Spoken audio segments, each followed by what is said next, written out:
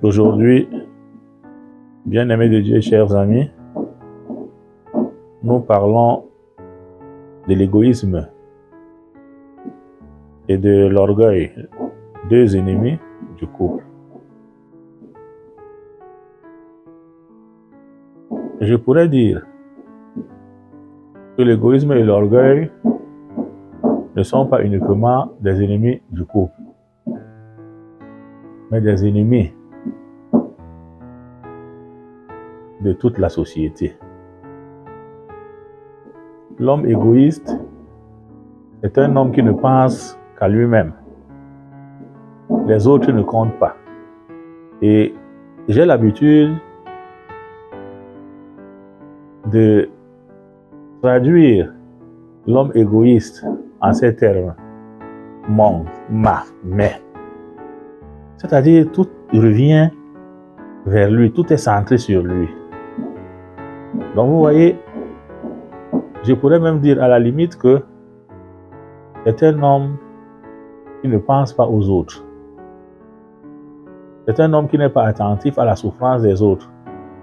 C'est un homme qui est indifférent aux autres. Et l'orgueilleux, lui, pense qu'il est le centre du monde. Il pense qu'il est l'homme le plus intelligent. Il pense qu'il est l'homme le plus talentueux. Il pense qu'il est l'homme le plus aguerri. Et l'orgueil le pousse à vouloir dominer les autres, écraser les autres, piétiner les autres. Et vous voyez, quand on est dans le couple, si vous avez affaire à l'un des conjoints qui est égoïste et orgueilleux, ou égoïste ou orgueilleux, vous voyez ce que ça peut engendrer dans la vie conjugale et familiale. Parce que cet égoïsme et cet orgueil peuvent même à la longue engendrer la jalousie. S'il arrive que l'un des conjoints, même dans sa vie professionnelle, a plus d'avantages ou a une promotion, l'autre peut manifester des signes de jalousie. Donc, je crois que dans la vie conjugale ou familiale, et même dans la vie sociale, nous devons faire des efforts pour nous débarrasser de ces mots qui ruinent la vie des autres et ruinent aussi notre propre vie. Parce que quand l'égoïste va tout emmagasiner seul, mais il n'est pas heureux.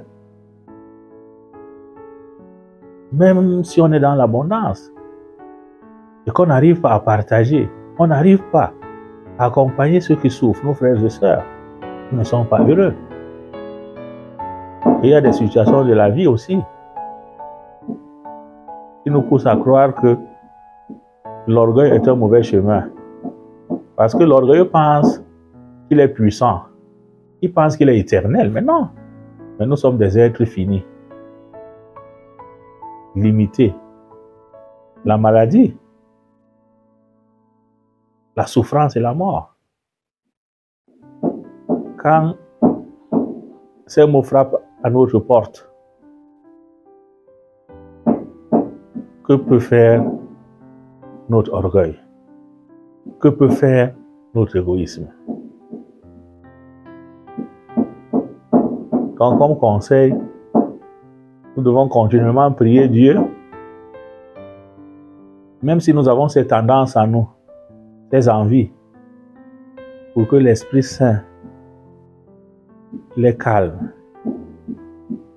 et que l'Esprit Saint nous transforme pour que nous devenions des hommes non seulement charitables, mais aussi humbles. Que le Seigneur écoute notre humble prière et qu'il vous bénisse.